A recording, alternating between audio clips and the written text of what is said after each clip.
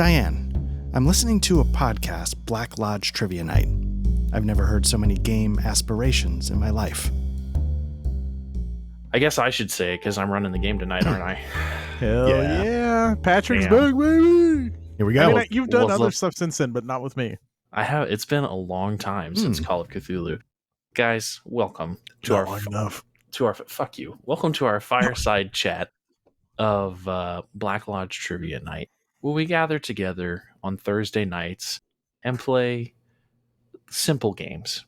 We I'm sit the down. ghost of Theodore Roosevelt. I'm the ghost of. We sit down together and we enjoy our company, and you get to enjoy our company with us too. I'm going to go ahead and throw this out there tonight that we will be playing a game called Eat the Reich, and this game does involve extremely graphic violence, extremely graphic situations, and there will be a lot of dead Nazis at the end of it. So, you have been warned. There it is. Anyway, Actual Play Podcast. I'm Patrick. These two yokel heads are... What's up, guys? I'm Art.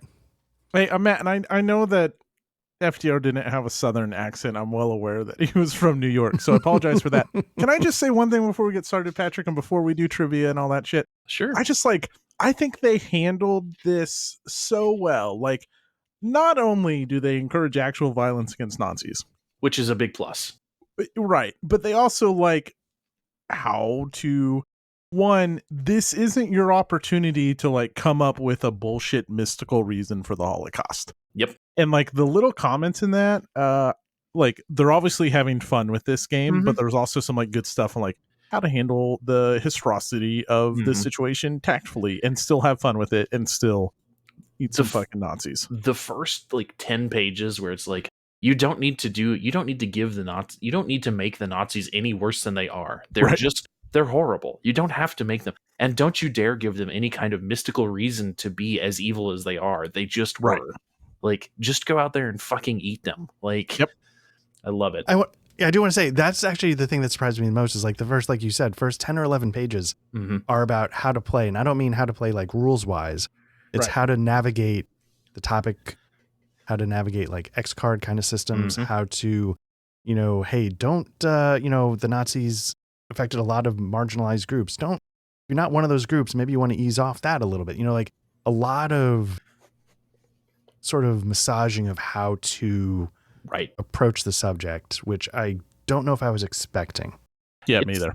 It's really, really well done. And like, I hope if you guys did read into the GM stuff, I mean, there's only 70 pages here, folks. I mean, it's a little book. And it's a light 70 pages. Right. Like it's a lot of graphics. It's very, very well done.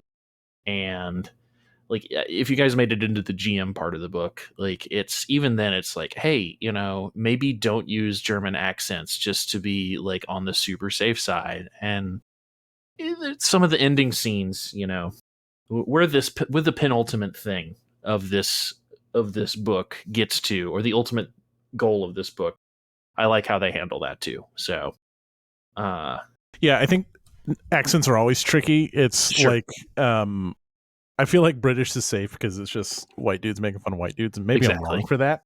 But anytime you're dealing with a group, you're walking a fine line. But also, like, I get their point. Like, I could only do one German accent. Do I want all my Germans sounding like, what is it, Papa? Yeah. I'm just thinking of Beer Fest. Oh, I was thinking Hans and Franz. They're all Hans and Franz. So good. And Art, we're going to make you play an orc today. So. God damn it. Good. Art, did you bring trivia for us? I did. It's sort of a weird question, so we'll see how it goes. So Patrick, last time you and I were together, I did a trivia question that involved pilot episode early on. James overacting with a pencil. Yes. That's what the question revolved around. So what I'm going to ask this time is same scene, because what I said at that time is true then as it is now. I love how the information of Laura's passing filters throughout. It takes like 30 minutes, or it feels like it takes a while. Like they don't rush it. It's like the whole first episode. Right. So they're in the high school. James and Donna are in class. There's word that an announcement's going to be made by the principal.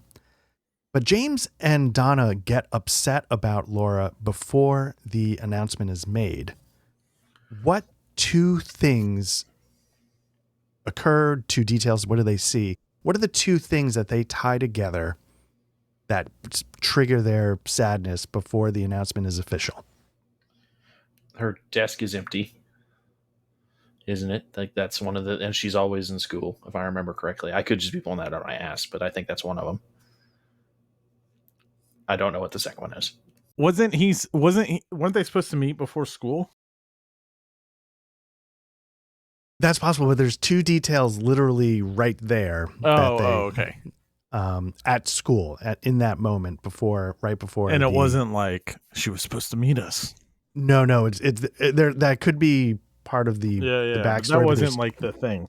Fuck. No, but there's two things that happen right before the announcement that they put together to mean something, and then that triggers their sadness. Bobby? Does Bobby get called to the principal's office or something? Is that one of the things? I mean, you tell me when you want.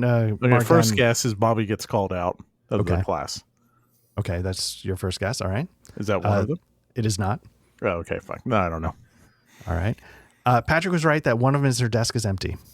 Okay, sure. But something makes them focus on her empty desk, and that is outside in the courtyard. There's a girl that runs through, and she screams and bursts out crying. And so once that happens, they're like, "Oh shit!" And then they turn and look and see her empty desk, and then they realize something tragic has happened to her. Oh shit, she did. Yeah, to their troubled friend. Well, damn, James. No, James has his own problems. He's a motorcycle boy. That's problem enough. He knows what's up. He does. So there we go. I love it. Well, does that mean it's time to kick this off? This game that I've been looking forward to for months and months and months now? Absolutely. Yes. And it has been that long, right? It has been. So tonight we're going to play Dungeons & Dragons 5th edition. Mm-hmm. Nice. Cool. So if you didn't see me pull it up, and if you can't tell what's going on, and if you didn't listen to the first 5 minutes of this podcast, we're playing Eat the Reich. Now, I'm going to read from the first page of this book to set everybody in the mood. The year is 1943. Europe is in flames.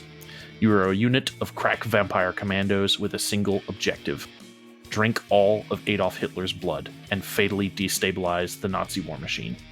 That's it. That's what this game is about. You're going to go into occupied Paris. You're going to be vampires that literally can't die. Well, you can. And you're going to kill just swarms and swarms of Nazi foot troops, rip tanks apart, fight some Ubermensch, and, finally get to the top of the Eiffel Tower and get to Adolf Hitler's Zeppelin and kill him. That's the game. So that's wonderful. Now read the real first page. Okay. Here we go. Welcome. Page 2. Playing safe. Page 4. Yes. And page 5, we're going to play anti-heroes. Page 6, ladies and gentlemen, we're going to talk about innocent bystanders and how you should use them as bullet shields in this game. Please don't. So, we had talked previously. We guys haven't picked characters yet. We haven't made characters yet. And I'm on the fence. Really, it is meant to be kind of a 5-hour convention game, so it might be best to stick with the pre-gens. However, I am in a giving mood tonight, so if you guys really do want to play something of your own, we can make that work. But you know how to make a new character in Alchemy? Do I know how to make a new character in Alchemy? Yeah. I could probably wing it, but yeah. Like, I think the pre-gens in here are wonderful, but like, if I really wanted to, could we mechanically make a new character? We should say that just so everybody knows what they're. Usually, we're a Foundry group. We have tried Alchemy in the past with Vason, so this is going to sort of be our second crack at it. So we might be a little rusty. Yeah, and the other disclaimer, this is the first time we're running this, so we may be looking at the book and referencing things. Yeah, the pre-gens are amazing. They're all wonderful. They're so good.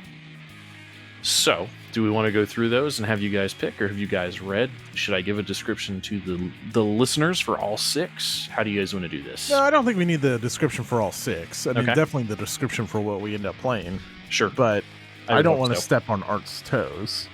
I did laugh, not to steal your thunder, that one of them was like, is the most basic character. Yes.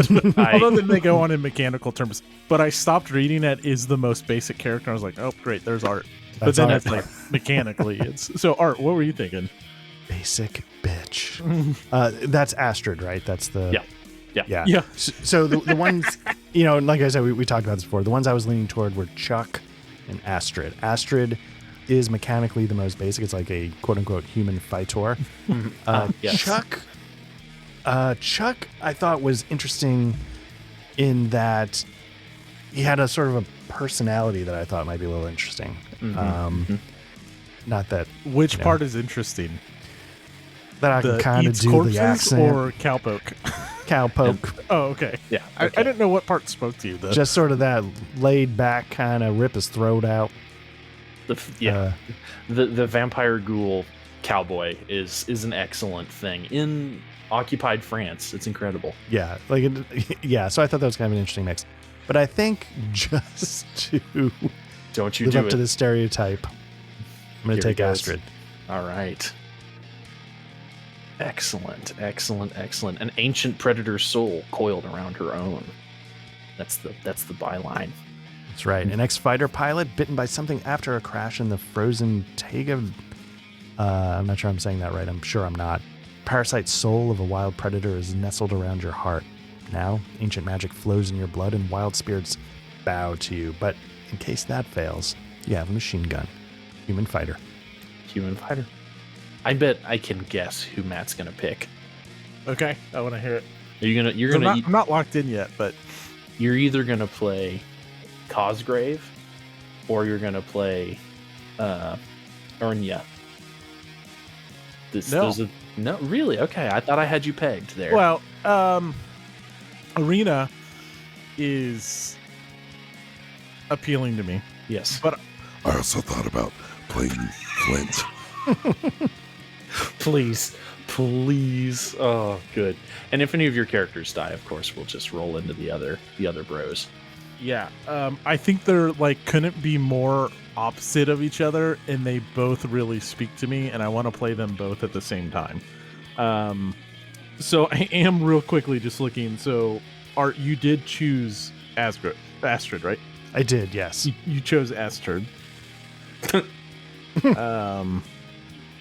I'm just looking at their abilities because the abilities in this game are really cool. They're so good. And I definitely did not look at the abilities when I chose that. It's okay. She has double tap. Like, she's a fighter, so she uses the gun and she bites people. Yeah, as you would expect. Oh, she's got a great spear. She does, and hairy armpits. But God bless. I'll take Irina. Okay, so we have Irina and Astrid. All right, so Irina is old money, undead, occultist, and bona vivant. I don't know if I said that right. Black sheep of a well-established vampire clan, ancestral home and family torn apart by Nazis, provides a significant portion of Fang funding. Excellent.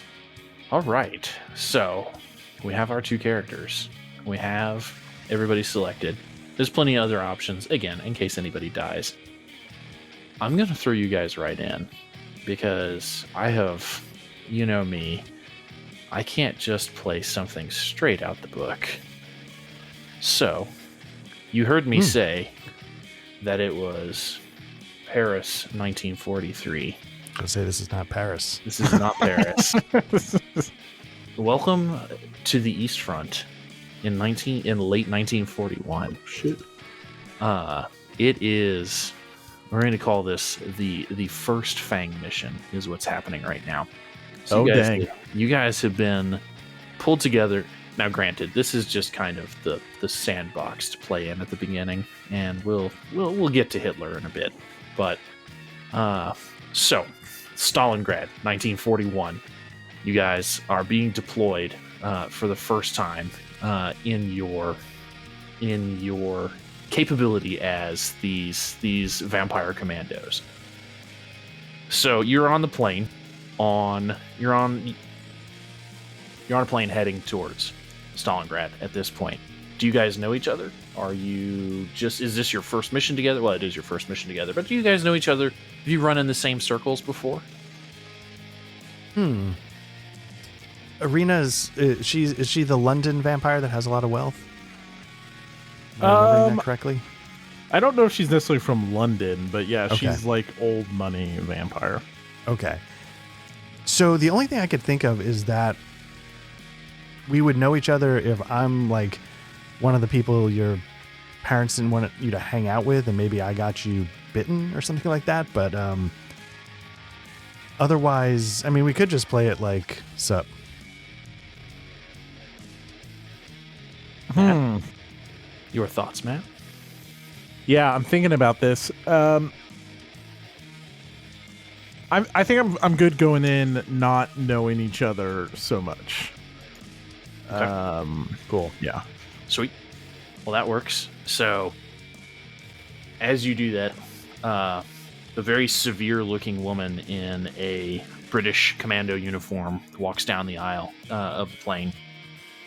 And she's got shaved sides of her head. She is the rest of her hair is in a ponytail. This is, you know her. You've both met her in the past, but you haven't. It's been very kind of passing. This is Colonel Stone. She looks at both of you and she says, "Ladies, I know that this seems like a crazy way to get started, but we can't let the Wehrmacht get past the Volga. I need you guys to drop in. We're going to use these untested drop coffins. This is going to be the test of it. You guys, the last 3 that we dropped, well, God rest their souls, I guess. Their souls were damned.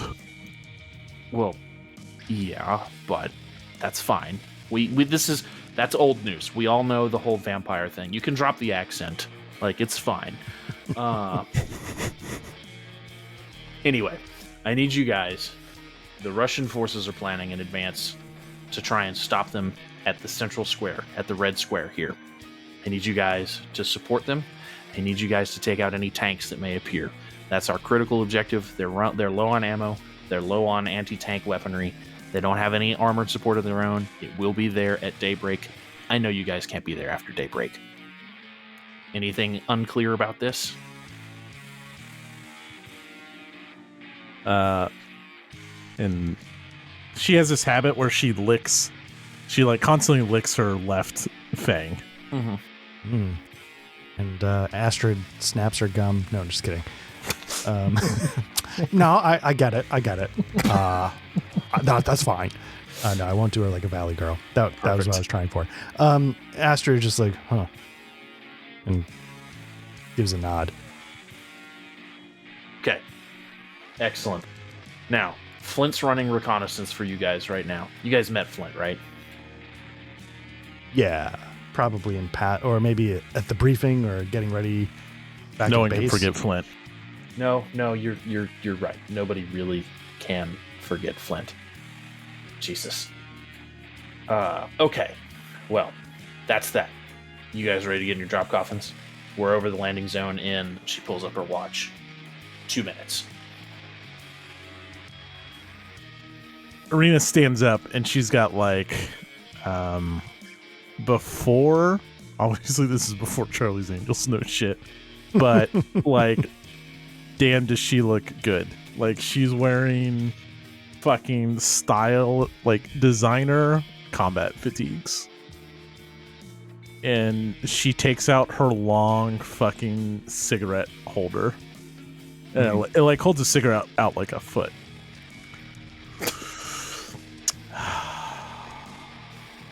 I'm ready. And then, oh, sorry, go ahead. No, go ahead. Astrid kind of just looks at her, and she's got the chaw going. And she goes, like, "Hey, darling, you gonna make speeches every time we drop?" And starts strapping on and getting ready to Don't forget sort of who's pushes paying back. you. What's that? So don't forget who's paying you. Sure. Just What keep is me alive vampire down chaw? I need to know what this is. Yeah. Yeah, I'm trying to think. I mean, I'm smoking. It's not fair for me to turn that on to you, but like, I want to know: is it Copenhagen or is it? It's a Zen. Is it Red Man Chew?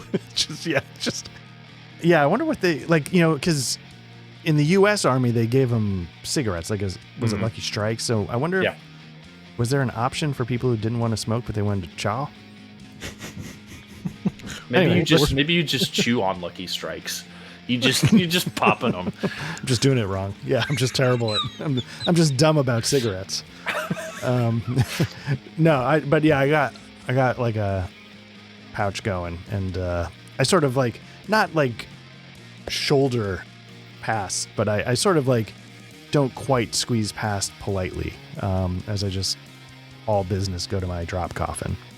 Perfect.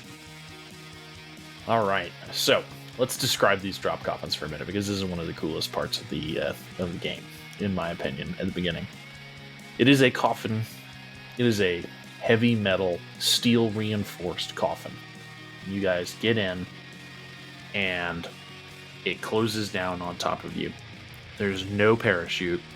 There's a single red bulb in each of these coffins, and you do see, strapped in high pressurized like gas canisters, you see something red sloshing around, and there's like holy symbols all around it. So, and let's be real, there's none. The vampire being affected by a holy symbol thing, that's just Catholic propaganda. That's not a thing that actually works. Finally, we're saying it. Yeah, the sun, definitely bad. Holy water, just like, mineral sparkling tap, holy, what's your flavor that you want? So there's these bottles of sanctified nun's blood from our bloody lady, our martyred lady. And this is freely provided by the nuns to the Fang organization in order to help these drop coffins function effectively. Now, again, you heard Colonel Stone say earlier, this has only been tested 3 times before, and they didn't quite work. They figured out that, oh shit, we actually do need to pressurize the nun's blood in order for this to work, because there are no parachutes. You're going to be dropped from 10,000 feet, you're going to hit the ground, and you're going to be turned into pulverized bone and jelly and blood. But then, these canisters, in theory, are going to inject pressurized nun's blood into you, which will regenerate you instantly so that you can proceed to kill Nazis. So, does this set our starting blood as well, mechanically? It does. So you guys are going to start with 10 blood each. Oh, we start with 10? You start with the maximum blood. Nice. Okay. Yeah, so... And I can't remember. It's been a minute since we did a new system. Do we usually talk about that shit as we're playing? This is like the sandbox, like I said, so I figured we could talk through all of this as we're going through it. It's your show, man. We don't have to, but it's completely up to you. All right, let's do that. Let's kill some Nazis, and we'll talk through stuff as it happens. So, there is a blood mechanic, and you do start with 10. So, all right. As you guys are strapping in, any final thoughts from either of you? Let's get this done.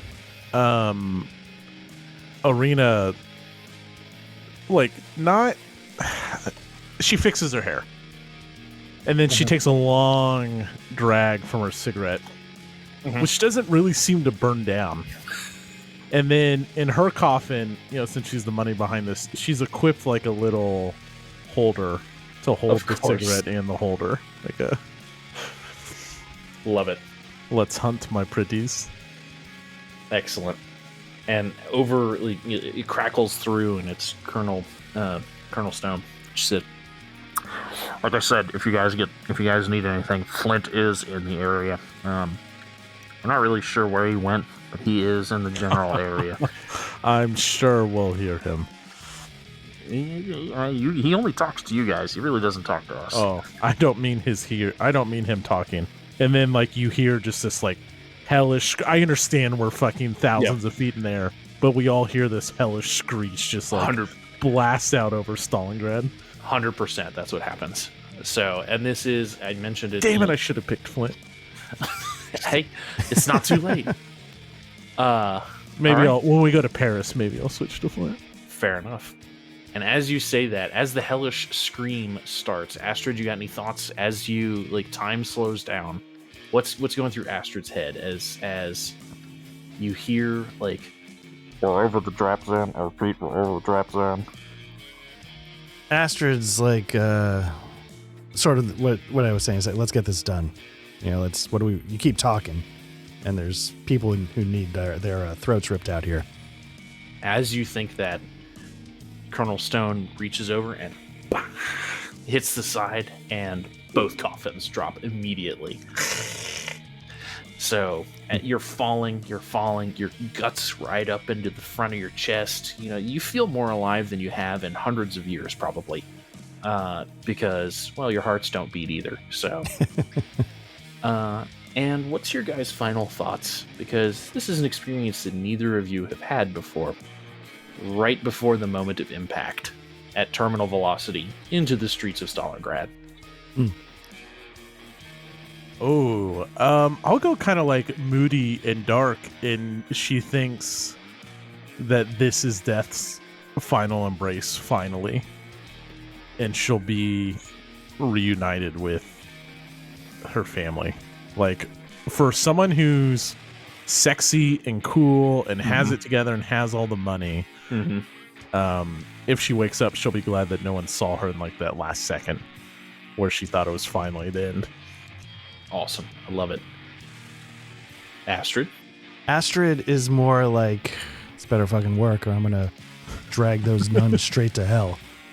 Does the animal spirit inside of you, that primeval spirit, does it talk to you, or is it just a guttural kind of thing? Is it a devil on my shoulder, or is it just who you are now? That's a good question. I think if it's something that I've had for a while, I feel like I would, even if it's separate, I would have assimilated it in my moment-to-moment existence. Okay. So I have a feeling that it's kind of, I don't know if it's kind of the spidey sense. It's kind of the thing that sort of whispers in my ear, but I don't really hear the whisper. Okay. But I do know that it's telling me to look over here or to think about this. Okay. So yeah, my combat effectiveness or whatever it is not mine. It's the spirit's, but I've sort of integrated it into who I am. Sweet. Okay. Awesome. So it's not like venom. It doesn't come out of you and be oh. No. Okay. It's a mime, and I'm going to do that now. No, not really. And with that, it's just it's just there, part of my subconscious now. Yeah.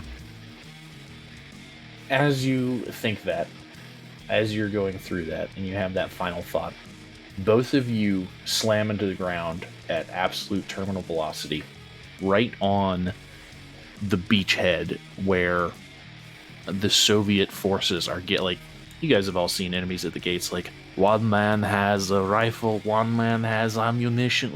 This is the staging ground. These guys are running off of the boats. Half of them have rifles. You guys land in the middle of these Soviet guys, just absolutely smack dab in the middle of them. People go flying, limbs are flying. There's people screaming, commissars are shooting people left and right, being you will move forward. The German foe will not take the fatherland. Bam. So, and then you guys land down. Do you land on anybody in particular, or are you just landing? I think we're just landing. Okay. Hopefully. Fair.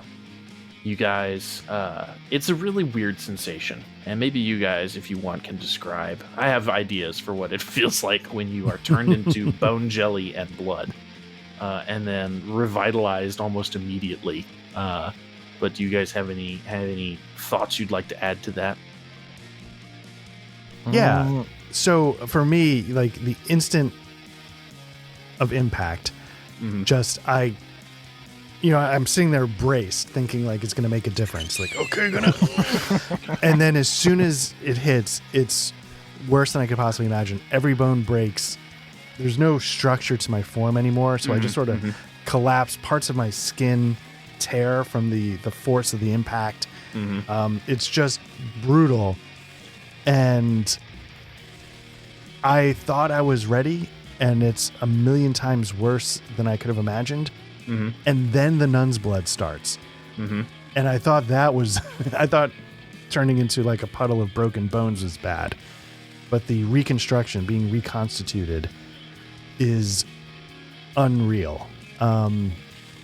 It's like every bone in your every bone in your body breaking second by second, 1,000 times over.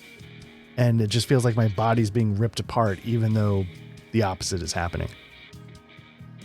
So Arena goes through much the same, but her coffin door falls open, and the Russian soldiers around to see like a body lying on the floor. And all of a sudden, she just stands up and whoops, I just changed the layout by hitting something. Sorry.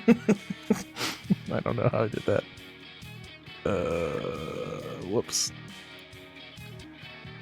Well, Art will fix that in post. Sorry.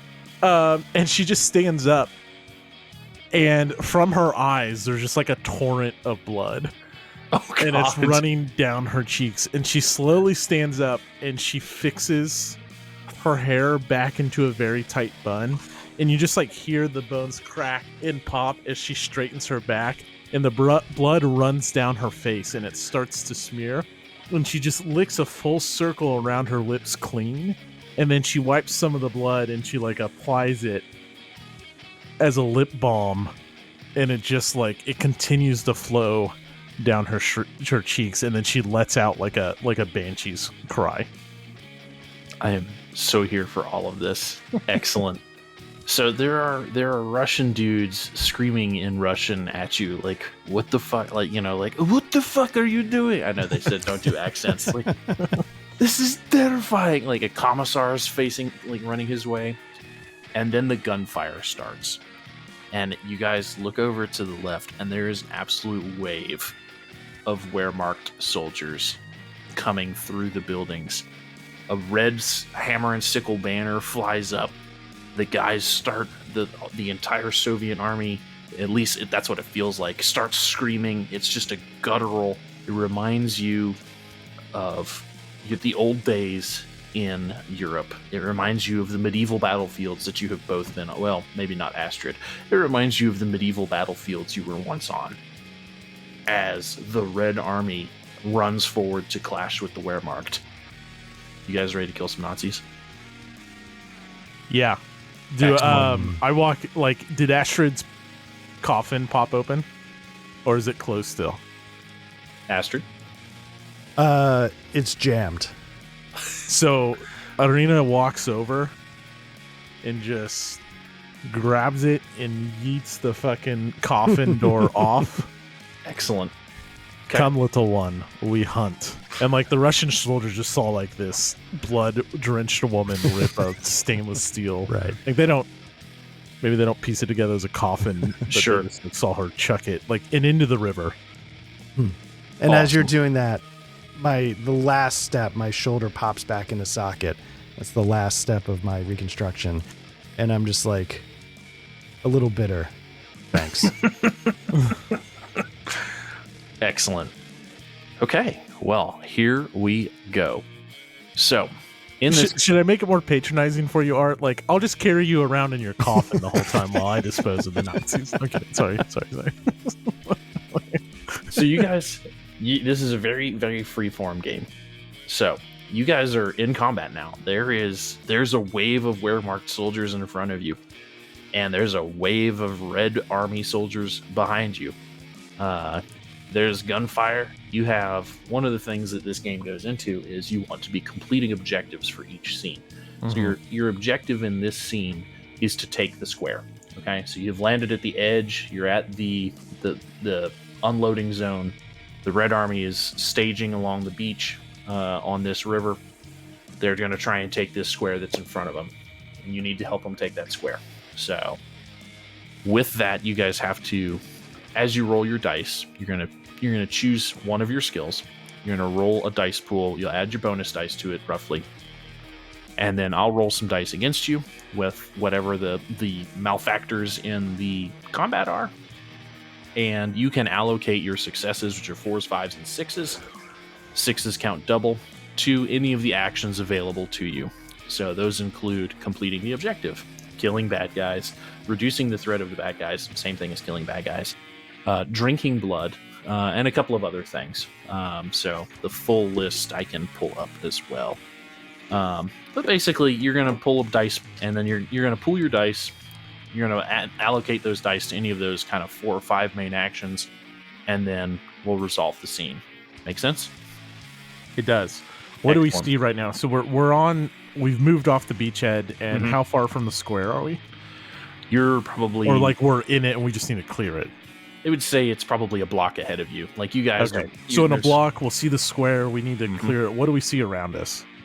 There's probably 24 Red Army soldiers that have funneled down this particular road with you. And there's probably 24 Wehrmacht soldiers in front of you. At the end of the block? At the end of the block. So... And are there standing buildings around still? Yes. What do they look like? So you've got lots of standard kind of red brick. They're not fully standing buildings. They're kind of the shell of buildings, kind of similar to what you see in the picture there. Okay. They've been bombed out, but lots of destructible environments for you there, if that's what you're after. Is there a church? Sure. Cool. Okay. I'm just trying to... This is a very yes and system. So if you want there to be a church there, absolutely. Yeah. Okay. So it's Astrid. What's up? What you got? So the going? first thing I'm going to do is inspired by Arena's yeeting of my door that then she hurled away. I'm like, could have used that, love. And so I yeet her door off with her coffin. Excellent. And I just turn it into like a great shield. And I'm like, let's go get this done. Okay. And I just start walking with the full stainless steel door, walking right toward him, machine gun in the other hand. You know. Excellent. Okay, go ahead and roll me a brawl, please. Brawl. All right. Roll. There we go. Got 2 successes, 1 failure, so you disregard the failure. Mm-hmm. And I am going to roll. Oops. This is where my use of Foundry. Ooh. Okay. So you have 2 successes. I have 2 successes. The things that you can allocate those for, sir. Mm-hmm. You can advance the objective 1 step. You can eliminate a threat, which would be putting one ping on the infantry squad there. You can defend yourself, which is basically cancel out one of my dice. You can feed on Nazi blood. Or you can activate a special, which you don't have a 6, so you can't activate a special. So you basically fall under those 4 previous things. What would you like to do? Let me see. I am going to... There was something I could do that was reducing threat. Let me just... Oh, okay, so that's some of my abilities. Apex Predator. Abilities that you spend blood for, right? Mm-hmm. Okay, and sorry, is there a track for where... let me just see if I can find injuries. Astrid, no. Equipment, no. I'm just seeing if the track for these... Or are you just tracking them on paper?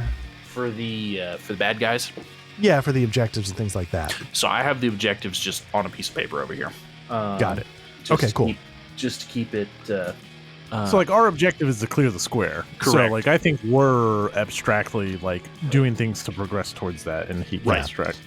So let's say I put 1 toward the objective, which is, I'll say like I started advancing. Okay, perfect. You know, I'm not even waiting for the human wave behind me to get formed. You're just charging ahead. Yeah, I'm just going to charge ahead. And the reduced threat will be the other one, because once I advance enough, I plant the stainless steel door, not height, I rotate it, and it creates like a barricade as like a front line position to get things started. Awesome. Okay. And then I just start hosing. Perfect. All right. So as you do that, so you are charging forward. You plant that shield. You're hosing guys. You know, the Russian guys behind you are like hiding behind barricades, taking pot shots with their, you know, every other guy's taking a pot shot with a rifle. And you've advanced farther down the street than anybody else. So you are going to take 2 hits from the 24 or 2 dozen or so Wehrmacht guys. Like maybe a frag grenade comes down the aisle towards you, and it you know, explodes near you, and it catches you in the face and tears off, you know, your bottom lip there.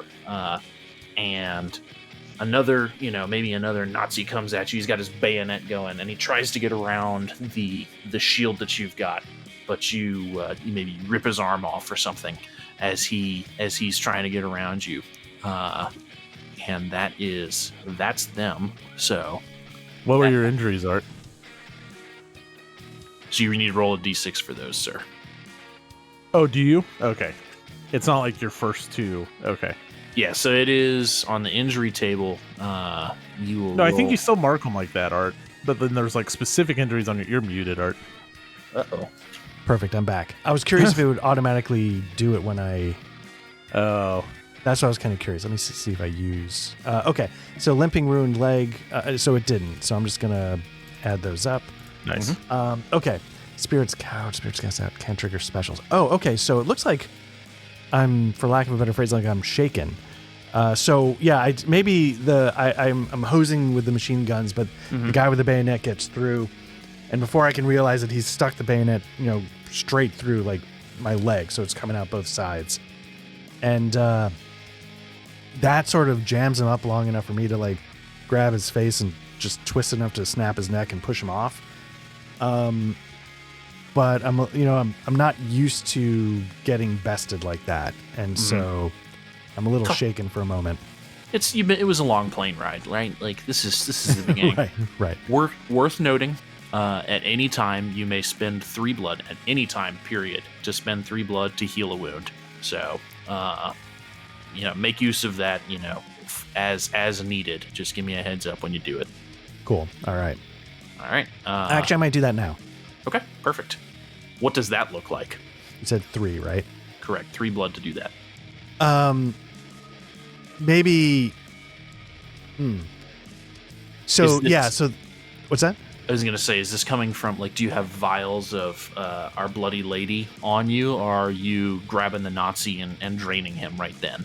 That is, yeah. When he, you know, I said I snapped his neck, and when I snap his neck, I drag his limp corpse over, and just sort of tear into his throat, drink some, and then spill some on my leg, like I'm putting like the vodka on the wound, you know, to perfect clean it out.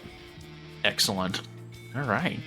Well, that's Astrid. I think that means that it's Matt. You're up, sir. Okay, so seeing that Astrid is maybe a little shaken and taking fire, Arena is going to try to cause a distraction and use that to get up into a vantage point to then later clear out the square. And all of a sudden, from all of the buildings, particularly the old church, you hear the shrieks and cries of thousands of bats. Nice. That I am using to unleash upon the Nazis to try and terrify them. One, again, to help out Astrid, as well as use it as a screen for cover to move up to a vantage point. Awesome. So you're using your Knights Willing Servants action? Yeah, to modify my Terrify. Perfect. All right, go ahead and roll your Terrify with a +1 die, so 4 dice on that, and I'll roll the bad guy. I'm going to take +1 more for old buildings. Perfect. If it's cool with you. Absolutely. Can I modify this? I was trying to figure that out. Let's see. So if you're rolling an action, right? Terrify. Let's see. I can 1, 2, 3, 4, 5, 6. Oh, right. Yeah, there it is. Oh shit! That rolled too many. Ignore that, and I will do so. How many did it roll total? It rolled 9 total, so 9. I just need to add 3 to it. So I click the die above 3 times. Nope, what the fuck? It doesn't make any sense. I see what I did. Okay. There we go. Ooh. All right, so just 2 successes. I will... The first one is I'll advance the objective. So meaning she, in one leap and bound, behind the swarm of bats, she takes cover in the bell tower of the church. Okay. And then she will then, using the cover of the bats, she'll just go ahead and use that as cover for to defend herself. Okay. So you're under, like, are you flying in the swarm of bats, or are you jumping up through? Okay, cool. The bats come out of the buildings and then they swoop over the Nazis, and then they come back through the through the Russian lines, and they're like weaving through the Russians, and all of a sudden they blot out Arena, and she uses that and their momentum to leap up into the bell tower, and then they blow past Astrid, and then they just start, like, peppering the Nazis. Love it. Love it, love it, love it. All right. The Nazis rolled like dog shit. Do I see that before I say I'm going to defend myself, or do I? Yeah. I'm supposed to roll at the same time, so I'm sorry. Oh, okay. So then I won't defend myself. Okay, yeah. Go kill the Nazis. I will eliminate a threat.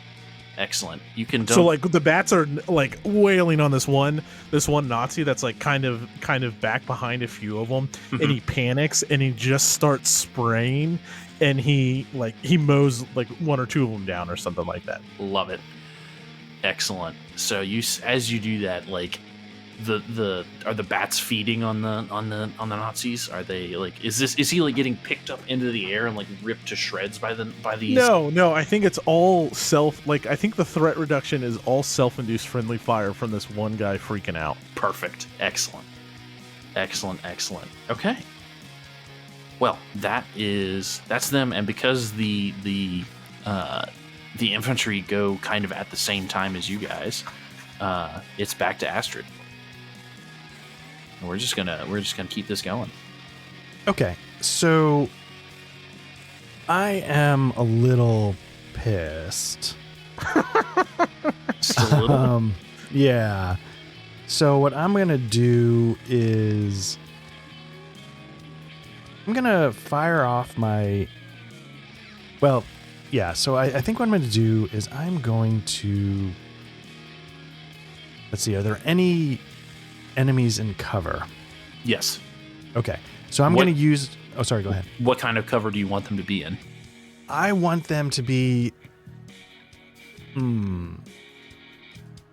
like a fragment of a wall. Like, Okay. In the picture, maybe there's like a shell ditch, like an explosion, or you know what I mean? You on the other side of a little wall. You see a like a I don't know the German for this, but you see like a sergeant, like a not a frontline kind of leader for the Wehrmacht. He's like sitting in a crater, like trying to direct the actions of his squad, and that's who you kind of settle on. Okay, yeah, and I unload with my machine gun. I sort of plant it down on the doors like a brace and just start hosing across this group. Perfect. So that's maybe they're trying to get into cover, and I've caught them a half second early. Awesome. That's going to be a shoot. And are you going to check a box on your machine gun, or? I am. Yeah. So let me see if I can bring up my character sheet. Is this tracked? So I'm going to do that. I get a bonus because enemies are in cover. Mm-hmm. So that's going to be two for the shoot, and then 2 extra, right? 1 for the machine gun, 1 for the plus. Correct. All right. So let's see if I can figure out how to do... Okay, I think I'm going to have to... So did we say there was a way to like modify the roll? Yeah, so click shoot, make sure it's highlighted, and then that pink button, hit that. You got 2 bonus, so hit that twice. Oh, yeah, there we go. I can see the little... And then that'll make it 4. Okay, and I can click that. Nice. Oh, baby. 6s really double are, up, right? Those are spicy. Those yeah, are those crits. Yeah. are excellent. Okay, so you've got that. Let me, for whatever reason, I am having a hell of a time. There we go. There's 2. Okay, and 3. Oh shit. Okay, so the infantry squad got 2 6s. Now, my 6s don't count as doubles. So I can't activate specials. I don't have specials. I have 3 hits, basically. And you have 2 2s and a 1. Patrick, did you reduce their threat, though? For... When I had... When... Does that... So, like, when I reduce their threat, does their dice rolling decrease as their threat gets reduced? I don't know. I honestly don't know. So the threat in total, that's like their total. So there's threats and objectives. Those are the tracks that mark. So... Right. And I actually didn't mark the threat on these guys, so that's good that you bring that up, because they're at 2 right now, but they should be at 5. So you're 5/6 of the way through this bad guy, basically. That's what that threat reduction is. So as we reduce them, does that reduce their dice pool? No, they have an attack of 3, so they always roll 3 dice. Got it. Yeah. Can I ask a quick question? Sure. When can I use an ability? Could I have used an ability? Can I just say I pop an ability right now, or how does that... So like Apex Predator, I'm looking at yours. That's a special. You would need to use a 6 to activate that. Okay. So like Unnatural Endurance, I can reduce your attack dice by 3. Could I eliminate those 3 dice with my special? Yeah. Okay. So maybe that's what you frame what you're doing, and then that gets your pool, and then you modify it by your equipment or abilities you're using. So you're running and gunning, right? And then you're like, obviously, I'm using my machine gun, so that gets me dice. And then I have this ability that says you have super machine gun that gives me blood bullets or whatever, and then you modify it again. Got it. So I would... but then how do I... but then I'm declaring it, and then I hope I get a special to activate it, or... Because I need the special to make the Unnatural Endurance happen.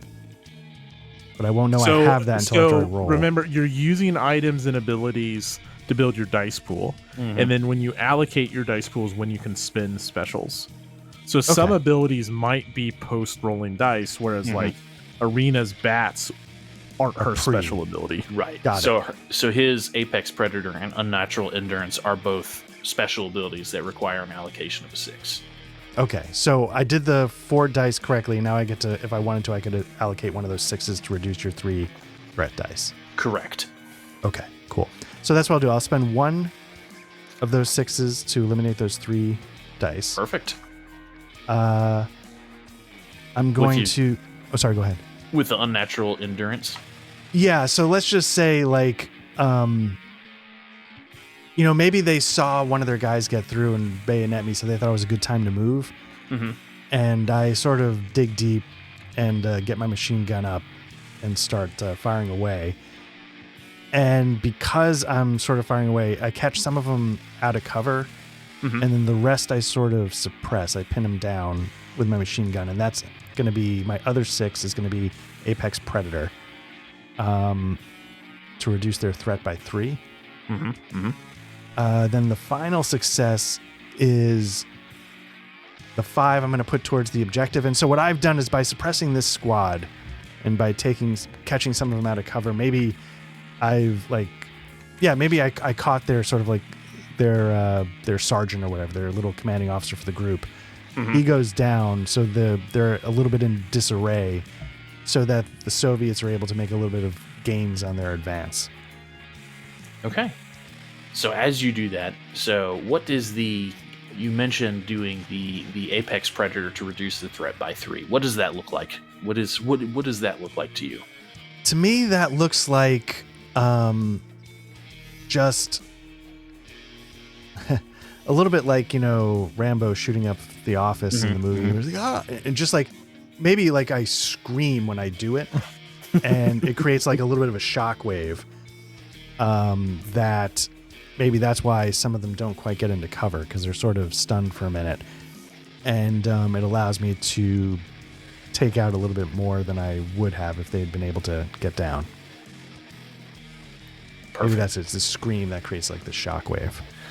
Yeah. So as you scream, the few remaining soldiers of this squad, they kind of pack up and start running. They're leaving guns on the ground. You know, a couple of the Soviet guys are starting to catch up with you guys, and you hear just like a yeah, all right. You know, everything's starting to feel good.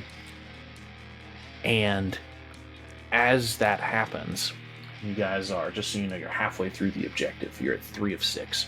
As that happens, you hear a rumbling in the distance, and around the corner, the screams of elation in the Soviet soldiers with you turn to like panic as a couple of armored cars come around the corner with an additional infantry squad. So, in addition to the infantry squad, you guys now are having to deal with an armored car. Yep. So there you go. We've got this. Perfect timing, right? Yeah. All right. Back over to Matt. You haven't gone in a second. Okay. Arena. So there, just to clarify, there is another infantry squad that has come in, and there's an armored car. And so I hear the armored car. Mm-hmm. So I'm up in this vantage point. Mm-hmm. And I hear the armored car, and I pull out my exquisite family heirloom hunting rifle. But at the same time, I pinpoint where I hear the tracks rumbling from. Mm-hmm. And Arena, how does she do this? She, do I need to be in location to use my magic runes, or do you think I can cast them from a distance? Let's go with you can cast them from a distance. You've been around hundreds of years. You got this. Okay, so up in the watchtower, she's taking an overwatch position, mm-hmm. right? And then, so she's watching over Astrid, she's picking off Nazis, and then she casts a spell, and then sowing magic runes in the street that let's say it's like a half track or something, mm-hmm. is barreling down. Perfect. All right. So that sounds like. So are you which skill are you wanting to use? I think shoot. Like I'm mainly laying down cover, so I'm thinking shoot. Mm-hmm. And then. So shoot, which is a 3 for you, an additional 1 for using explosive runes, and then plus 2 additional die for concealed. Yeah. Mm-hmm. Yeah. Do I take? Well, I mean, I think I'll even take 1 and use my rifle at the same time. Okay. That works. If that's okay with Absolutely. you. Absolutely. Yeah.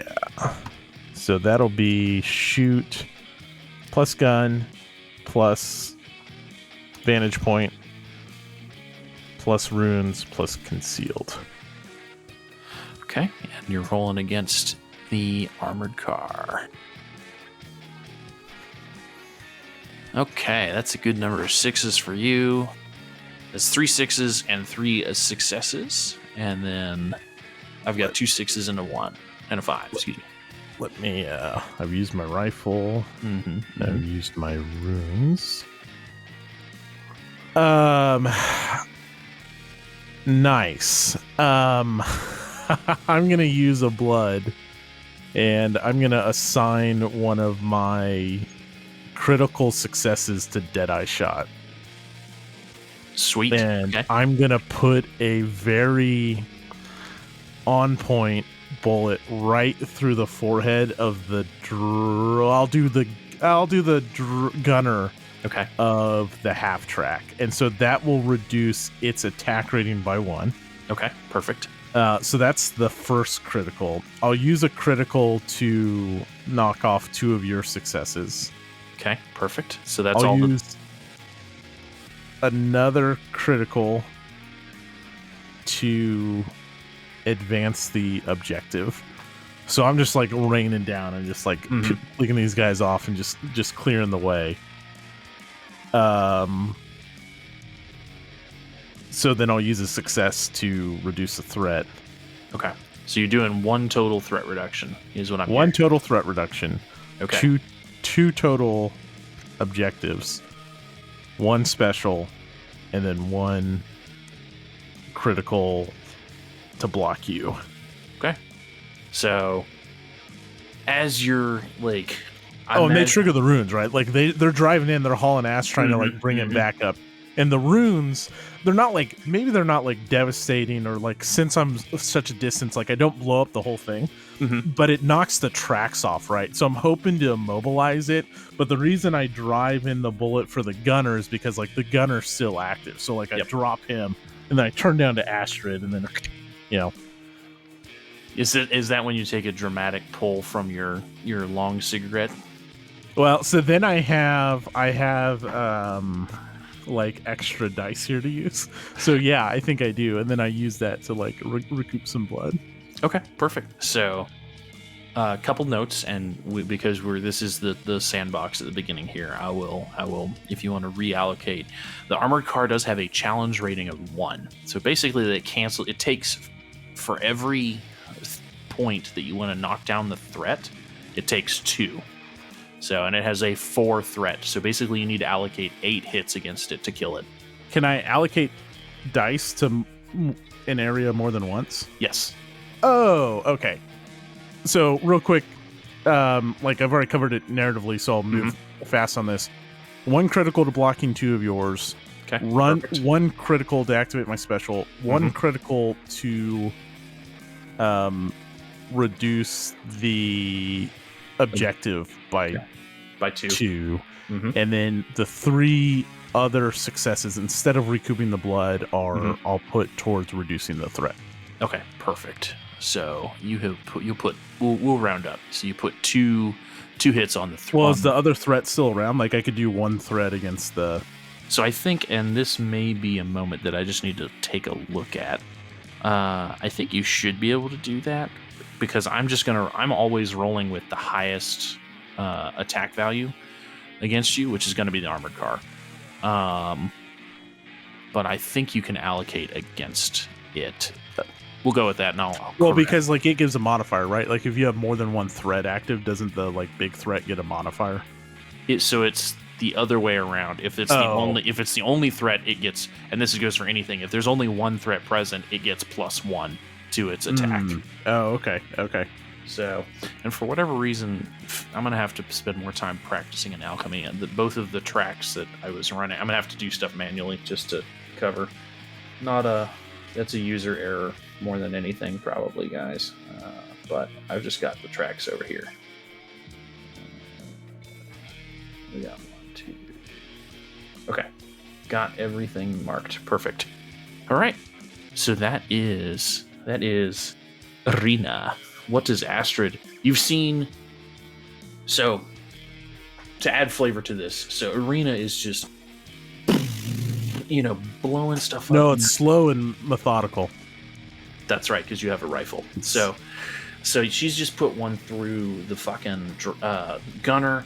Like, Slit.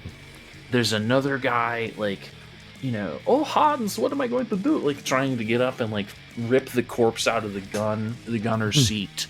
And around you, the horde of Red Army guys, like the hammer and sickle banner passes you guys as this is happening. Like they're making it pretty far down this street at this point, and you're hearing, like, forward, comrades, forward! Like we will reclaim the Stalingrad. Do not let the big papa down. And the big boss cannot be let down. And, you hear lots of German, which I won't attempt to do. And so that's kind of the situation that's going on outside of what you two guys are doing right now. So Astrid, what's going on in your head? What are you about to go do? Okay, let me... Before Astrid goes, have we cleared the square now? Have we cleared that objective? No, you're 1 away. Oh, okay. You didn't know. Okay. Yeah. So let's say, is the armored car in rough shape? It is. Yeah, it's immobilized at this point. Okay. but it is still if that guy can tear the other guy off the gun and get to it, yeah, it's gonna be there causing problems. Okay, so now is this like an open top kind of armored car? Yeah, the gun. Okay. Like Matt said, it's a half track, so the guy's the gun's on the back and he's like shooting around. Okay, so I'm gonna focus on taking out that gun. Okay. And so what I'll do is I'll grab the guy that stabbed me in the leg, who then I ripped his throat open. What I'm gonna do is I'm gonna grab him. Okay. And I'm going to, let's see. I'm going to charge. Okay. And if I'm strong enough to do this, if I can get close enough, what I'm going to do is I'm going to sort of he's got one of his potato masher grenades on him. Okay. I'm just going to sort of pull the string and throw the whole body at the gun. With the grenade on it still? Yeah, with the grenade live. I'm just going to take the body and go. The whole body. Astrid, grenades are very confusing for Astrid, is what we've just established. Like this is. I love it. That way, like if they shoot me at me, like the body's going to sort of be between me and the gun as it approaches and hopefully hits him in the face. So I think that should be, rather than shoot, that feels like brawl. Like you're just straight up like chucking this Hans and Franz. So that's going to be brawl. You do have, it might not be your grenade, but we'll call it a fragmentation grenade. So do not mark a fragmentation grenade on this because you're using the other guys. But also add so 3 plus 1 for the frag grenade, and then plus 2 more because it's an enclosed space, and you're throwing this guy into the back of the half track. That's what I was about to ask. Does it qualify as that? So Absolutely. So it's 3 plus 1 plus 2, so 6 total, right? Mm-hmm. And the armored car. This is just a giant, I love this. And it's just going to be Art and I one-upping each other on, who can do the most ridiculous looking thing with vampires. Just above the table, when Art was like, am I strong enough? I'm like, no, you can stop there. Yes. The answer to that is yes. Yes. There's never going to be a situation where I'm like, no, I'm sorry. Your supernatural vampire can't do that. So...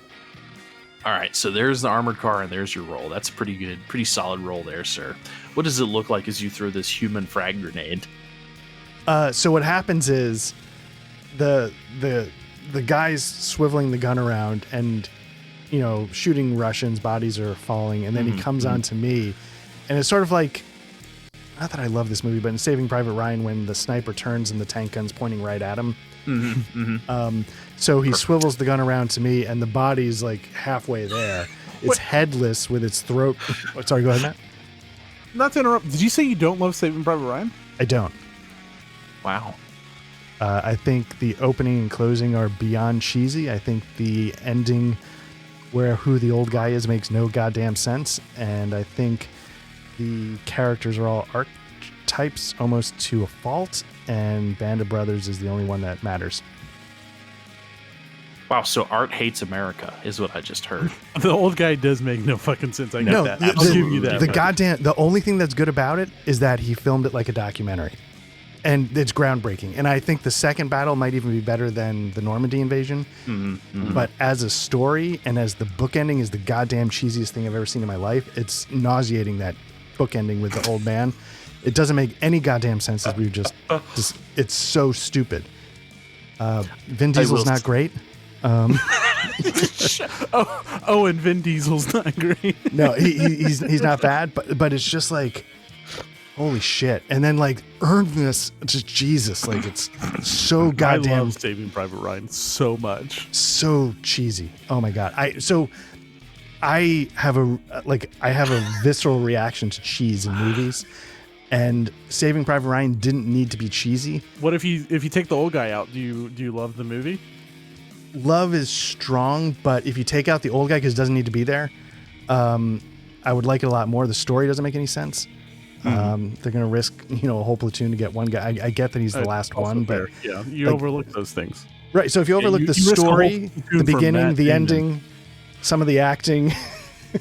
Wow. So if you overlook all of that and you basically have the Normandy invasion and the final gunfight, those are amazing. What I'm hearing is you just would watch Band of Brothers instead. Yeah, Band of Brothers is Peak TV. is it for me. It is. I love Band of Brothers. Do you have a heart attack every time what's his name just collapses in the hall and not go in and save his friends?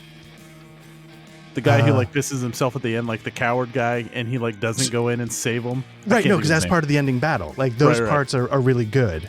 Okay, you like that part because that's anyway. Right. Sorry, everything. I really did not mean to detract, but No. Everything in the opening battle is really good, and then I think it's even better in the second battle because it's not just doing it to show we can do it.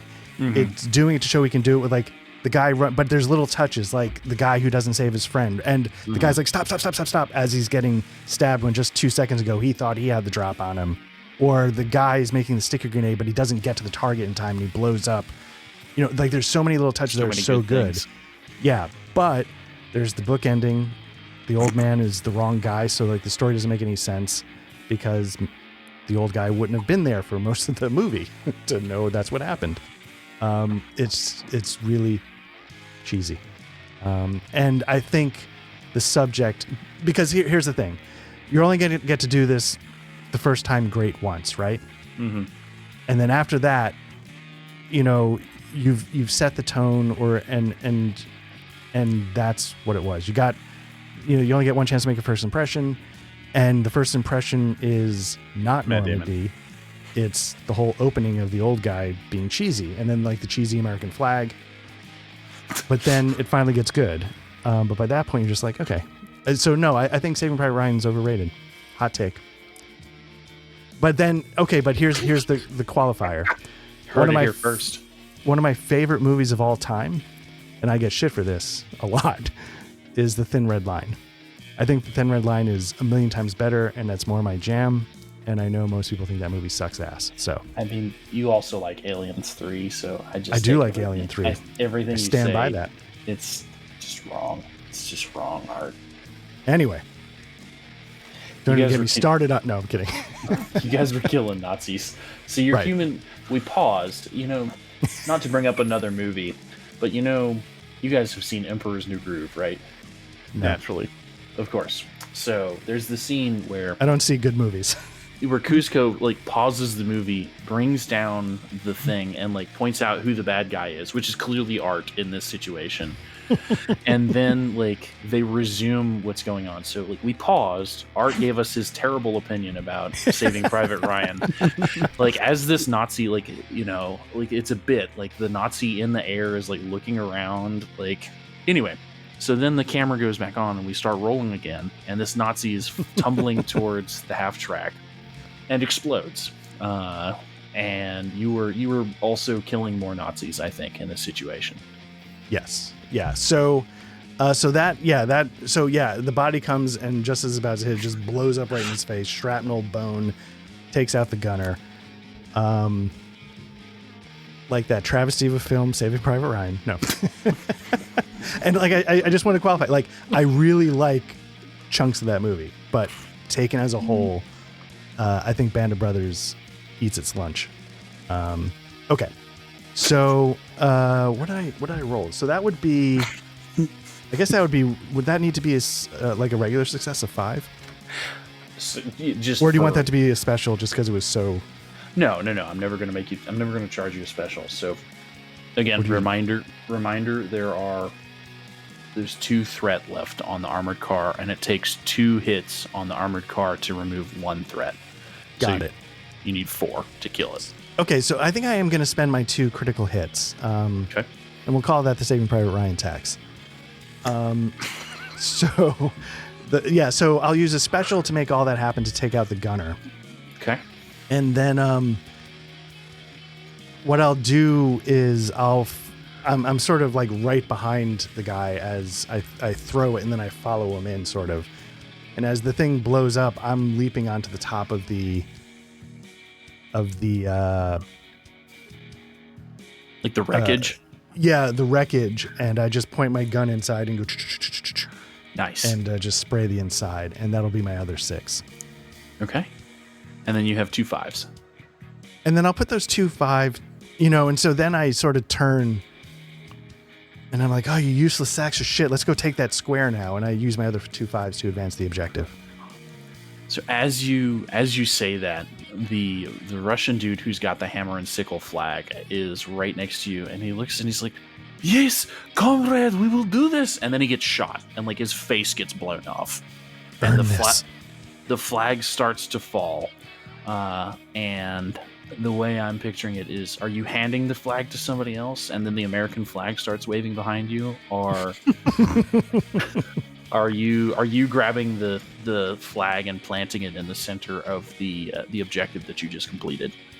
What I do is I take the flag, and I leap off the car and I plant it, like, I don't plant it in the ground. I plant it through the shoulder blade, through the torso, and then into the ground. So the thing is sort of like speared, like in Romania or whatever, like, Dracul, Yeah.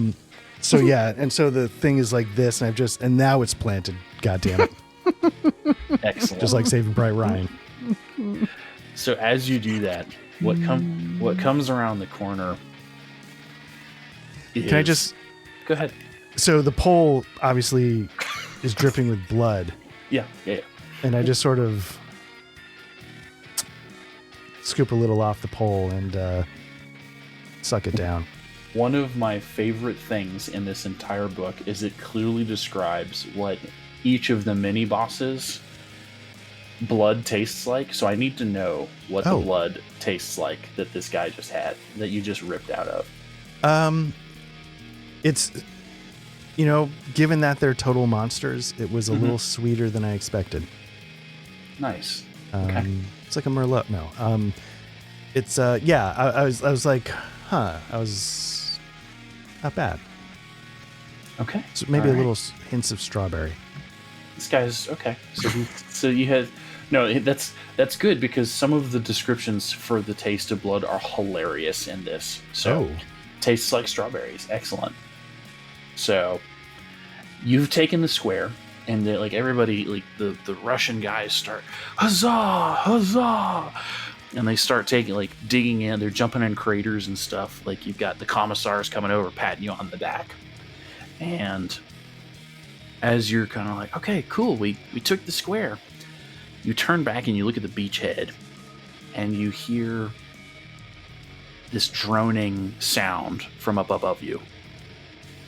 And you guys know this. You see a Stuka, a flight of Stukas even, coming down towards the square. That's that pitch as it's coming down. And you guys are like, the Russians are diving into craters. They're diving behind wreckage. They're like, oh, airplane. And it's at this point that you see the glint of something just a little bit higher than it, and you hear this, and you see Flint drop through the center of the lead Stuka, and like as he rips through it, the plane explodes. He's got the pilot like ragdolling in his mouth, like as he flies around, and he's like ripping into him. Like, he takes the head of the pilot that he just ripped and shoves it through the canopy of another Stuka. And like the other plane starts to tear off and dives into the clouds, and you watch Flint go up. It's quiet for a second, and then you just see the plane like explode and start coming down through the air and hit the water. And you see Flint kind of come and land, and he's like suckling the marrow out of one of the Stuka pilots. Like, the goggles are hanging down, and he's like sitting on top of the church. And that's where you guys have anything for Flint at that point. He looks down, he cocks his head at you, and he's Flint. Arena picks up a Nazi, and maybe and she is like, oh, Flint, it is so nice to see you. And then she's just like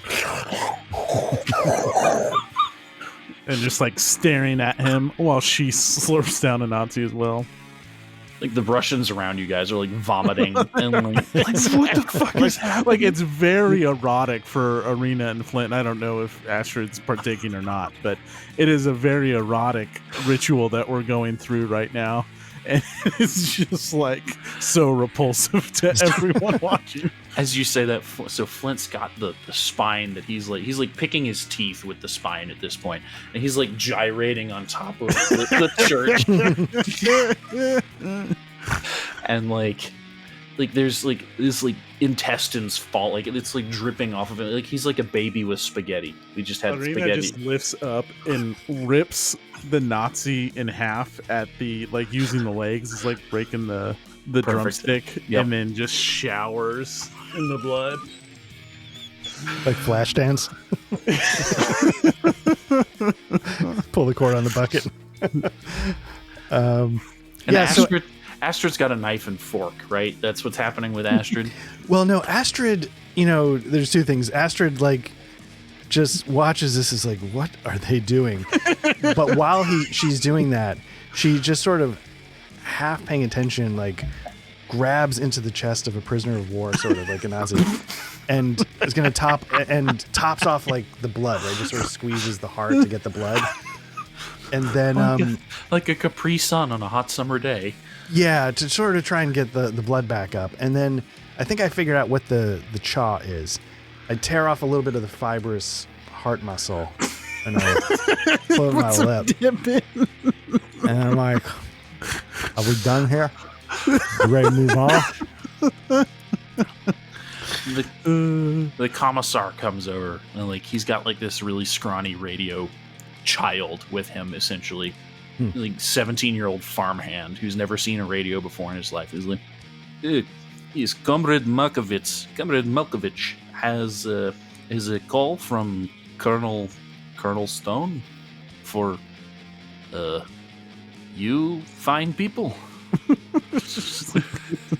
He's getting like, he can't help but be in the splash zone at this point. Like it's like a fucking Gallagher show out here. Like Flint like flies down at this point and he like perches up like and is like leaning nonchalant. I'm going between if Flint is like a really big dog or if he's like an actual like sentient person. Both. He's clearly both. Yeah. So Damn it, I should have played Flint. So he's sitting there and he's like picking his teeth now. But he's not picking it with his own fingers. He's got an entire hand. He's picking his teeth with, yeah. And so the commissar hands you like is like, will somebody please take the telephone from me? And Astrid's like, I don't need to talk to Brass, Arena. Yes, Colonel Stone, we have taken the square. That's excellent. It's good to hear. You guys have, well, I guess you didn't die, so I guess we know that the drop coffins are successful. Well, well, get your sorry asses back here. We'll pick you up, and we'll start prepping for the next invasion. I hear you guys hate the sun, right? You might want to pack some sunblock for North Africa. So, we'll fade to black on the east front there. You guys, and unless you guys have any parting thoughts for your Soviet comrades. No, keep up the fight. Excellent. Well, it is. We'll fast forward, or not fast forwarding. Did the screen change for you guys? It did, yeah. Perfect. So, it's been 2 years since started, and that first mission, just the banks of the Volga River in Stalingrad, was a big success. Rommel got chased all over North Africa by Flint, and he made some new friends. There's that cowboy guy, that posh East London asshole, and and you even met some French resistance people along the way. You found out that Italian blood does in fact taste like spaghetti and meatballs. And overall, you had a lot of fun in the sun in North Africa. Sicily was its own thing. The Italian campaigns were, you had better things to do. A lot of churches, so lots of priests. It was a thing. But now, it's late 1943. And things have started to get weird in occupied Paris. It's basically been turned into not quite the capital city of the Third Reich, but it's its second city at this point.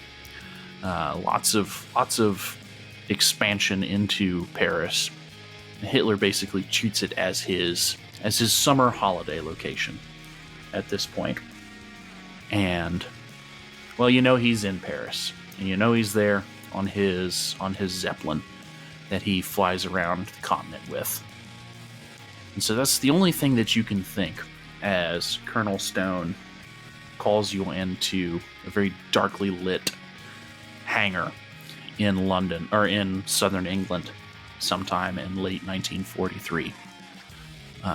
It's a light drizzle outside, and it's kind of late in the evening, early in the night kind of thing.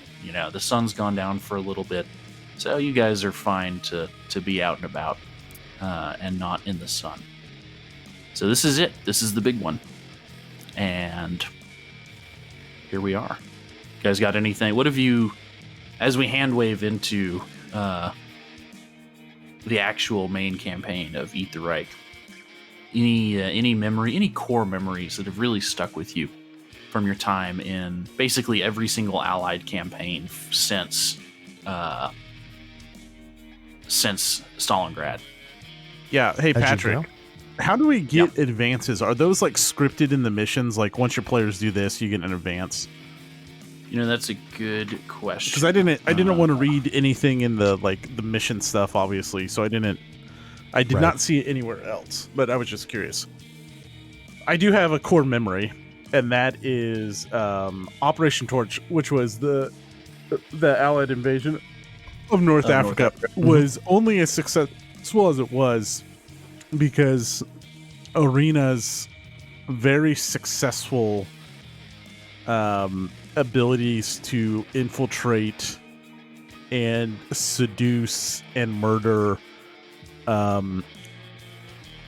Axis resistance in Casablanca. And believe it or not, a lot of her actions would go on to shape and influence the film Casablanca, which I've never seen.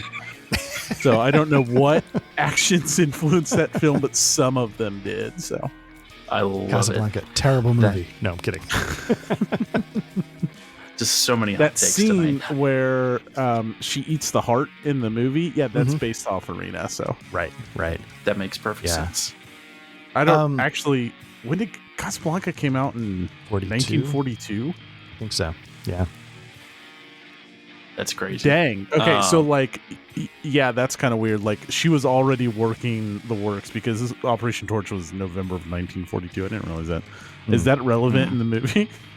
I don't recall. Anyways, that's okay. I don't think but that's so. her memory. She spent some time in Casablanca. Okay. Astrid, what did Astrid do? Astrid helped retake Tobruk.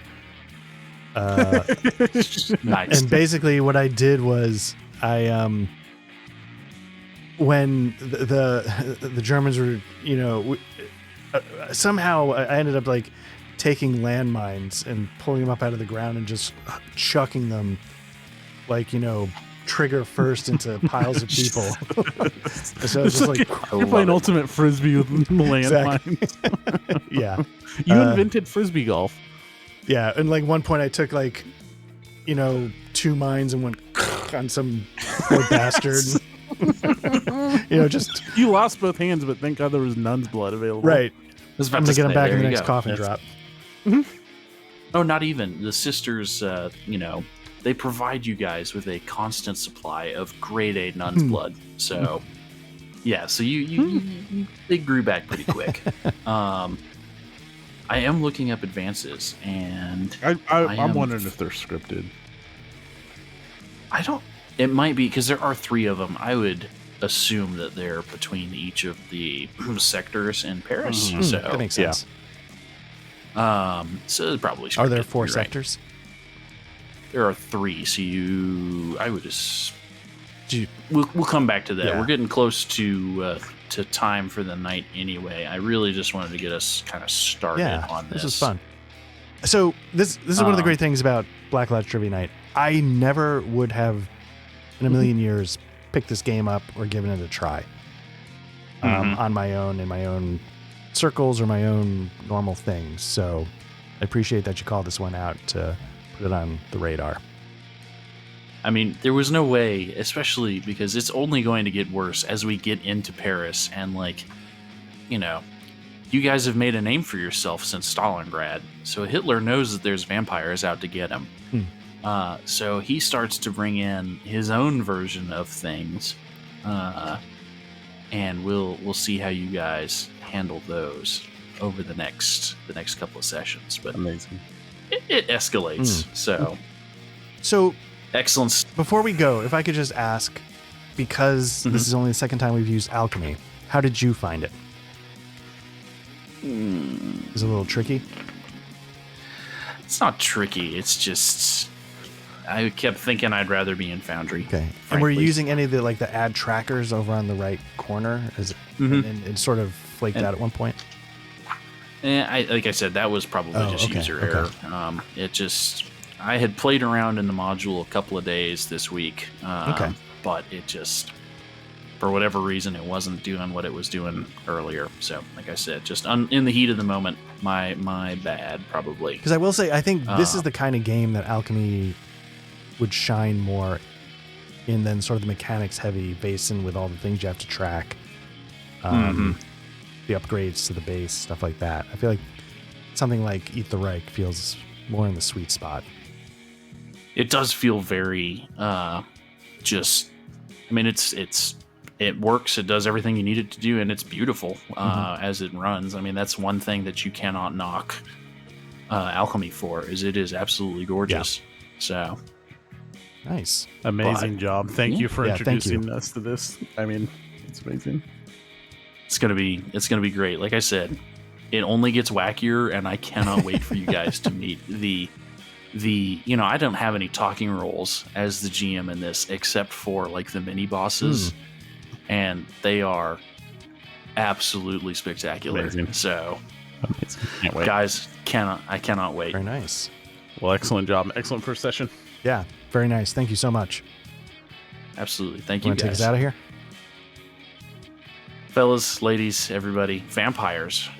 We are Black Lodge Trivia Night, an actual play podcast. You can find us on all of the social media places: Mastodon, Blue Sky, Twitter, X, Facebook Marketplace, Facebook, whatever. OnlyFans. OnlyFans Marketplace. OnlyFans Marketplace. You can send Matt a telegraph. Art has a fax machine in his office. GeoCities. And yeah, exactly. So it's great. My MySpace page is still active, so there you go. Hit us up on Tinder. And guys, it's been a pleasure. Really, the best place to find us is Discord, which is basically Tinder. We look forward to seeing everybody there. Hopefully you enjoyed us eviscerating some Nazis. We're going to do it again. I think next is more Cold War stuff, though, right, Art? I think so, yeah. The scheduling is a little tricky as we get into the summer, as we start traveling and things like that. But yes, in theory, the next one up should be a little more Cold War spy shit. A little more Jago, baby. The only traveling we're doing is to Paris to kill more Nazis, Art. Clear your summer. There you go. Yes. Oh, man. Excellent. Guys, amazing. It's been a pleasure. We'll see you all next time. Take care. Thank you.